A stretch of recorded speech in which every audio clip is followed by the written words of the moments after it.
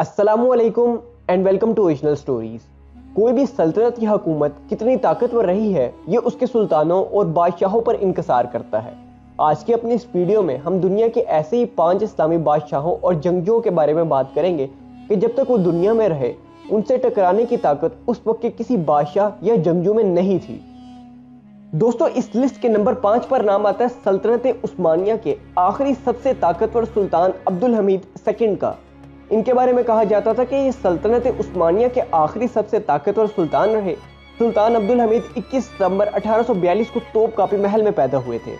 सुल्तान अब्दुल हमीद का दौरा खिलाफत 33 साल तक रहा था। इन्होंने सल्तनत उस्मानिया को अंदरूनी और बैरूनी दोनों किस्म के खतरात से बचाया था।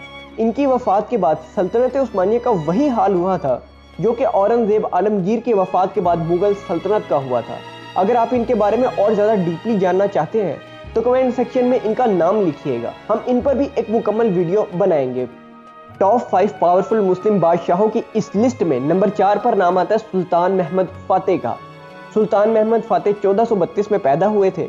इनके बारे में कहा जाता था कि ये वो बादशाह हैं जो कि नामुमकिन को भी मुमकिन बनाना जानते थे। इन्हीं के दौरे खिलाफत में कुस्तुनतुनिया को पहली बार फतह किया गया था और आपको ये बात जानकर हैरानी होगी कि ये नामुमकिन सा नजर आने वाला काम इन्होंने सिर्फ और सिर्फ 21 साल की उम्र में कर दिखाया था।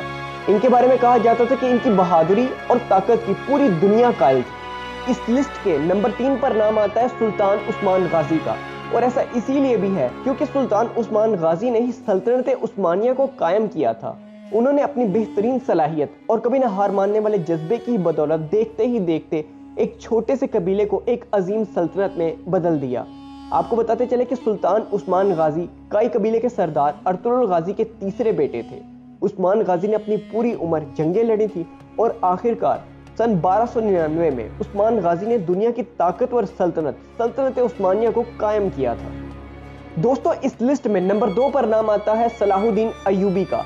आपको बताते चले कि सुल्तान सलाहुद्दीन अय्यूबी अय्यूबी सल्तनत के बादशाह थे जो कि 12वीं सदी की एक अजीम सल्तनत थी।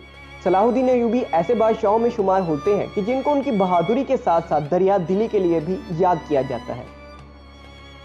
को चाहे नाइट हो के फौजी, चाहे कोई, मुझे कसम है अल्लाह की, किसी को खराश तक नहीं आएगी। ईसाइयों ने फतह के बाद किसी मुसलमान को जिंदा नहीं जाने दिया था।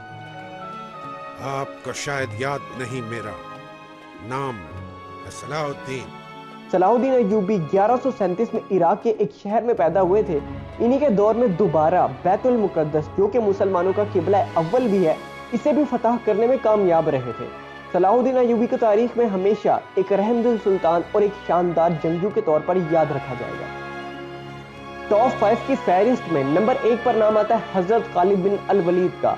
अरब की सरजमीन में 100 से ज्यादा जंगों में हिस्सा लेने वाला कमांडर, जिनको शिकस्त देना उस वक्त के किसी भी बादशाह और बड़ी सल्तनतों के लिए एक ख्वाब बनकर रह गया था।